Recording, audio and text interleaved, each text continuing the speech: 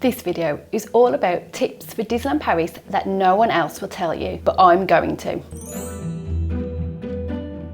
It's okay to skip the must-dos. Lots of tips and tricks are going to pile into your Disneyland Paris trip, but this is your holiday, so make it work for you. All Disneyland Paris holidays are different. Maybe you don't want to spend hundreds of euros on one meal, or ride bigger than a mountain if you get panicky about roller coasters, or even stay on site. You don't have to follow the trend or what someone else has advised you to do. As long as you and your family are happy, then that's the most important thing, and not just because your favourite Facebook group have told you what to do, or what your friends have done, or work colleagues, or even my tips. Take them with a pinch of salt, and you do you. All Disneyland Paris hotels have the same perks. They are all really well themed. They all have free on-site parking for your car at the hotel. They are all within walkable distance to the parks or have a free shuttle if you didn't want to walk, and all give you access to extra magic hour. If it's just somewhere that you want to shower and sleep, then save your money and go with one of the lower priced hotels, and that money can either be put to extra merch in the parks or an extra couple of days while you're there, or even go towards your trip next time. But if you're looking for a more bougie hotel, then the ones that are located even closer to the park have that luxury factor for you. So there's the Art of Marvel Hotel, Newport Bay and Sequoia Lodge, and then hopefully, fingers crossed, next year the Disneyland Paris Hotel will also be open again, which will literally mean you'll be able to roll out of bed and land in the park. But all of these come at an extra cost.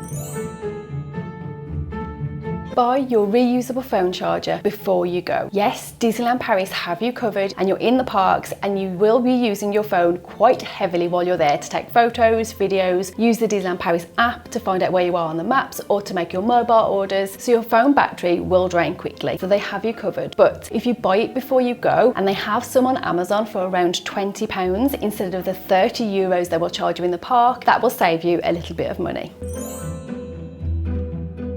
If you have booked a Disney dining plan, make sure you make it worth it. So use it in restaurants such as Captain Jack's, Bistro Chez Remy, or the Manhattan restaurant in the Art of Marvel Hotel. These are really expensive restaurants, and if you didn't use them on the plan, will cost you quite a bit to eat there. Stay hydrated. I know this is an old tip, but if you just happen to forget your refillable water bottle so you can fill up for free using the water fountains, maybe consider popping off site to grab yourself a couple of bottles of water that you can take in with you, instead of paying the €3 to €4 that you will pay to buy one from Disneyland Paris. Or if you are driving to Disneyland Paris, pop a few packs of bottles in the boot of your car and take them in with you. To piggyback slightly off my last point, you don't have to buy the snacks and food within the parks. Disneyland Paris will allow you to take your own food in. So instead of paying between €4 and €12 per snack, consider taking your own snacks into the park and maybe buying one or two of the beautiful Disneyland Paris snacks that are on offer. Don't have to go to Disneyland Paris every year.